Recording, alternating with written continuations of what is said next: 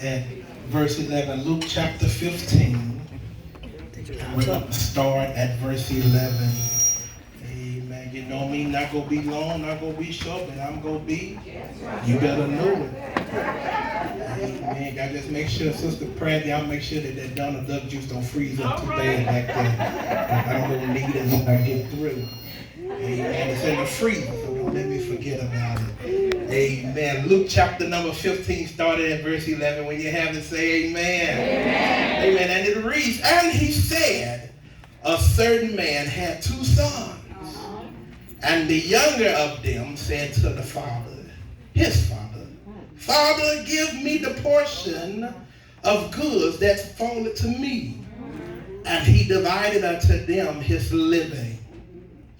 And not many days after the younger son gathered all together and took his journey into a far country, and there wasted his substance with riotous living. And when he had spent all, there arose a mighty famine. See, we got to learn how to budget. I'm talking to me too. And when he had spent all, there arose a mighty famine in the land, and he began to be in want. Skip down to verse 17. And when he came to his senses, and when he came to himself, he said, how many servants of my fathers have bread enough and to spare, and I perish with hunger. Therefore he came to his senses. In verse 18 he said, I will arise and go to my father. I will arise and go back home. And will say unto him, Father, I have sinned against heaven and before thee, and am no worthy to be called thy son. Make me as one of thy hired servants. Last verse. And he arose and came to his father. He went back home. But when he was yet a great way off, his father saw him and had compassion and ran and fell on his neck and kissed him. The flowers faded. Oh my God, flowers withered, the flower faded, the most of all the word of our God shall stand forever. Amen. You may take your seats in the presence of God as we declare for a few minutes, there's no place. You better know it.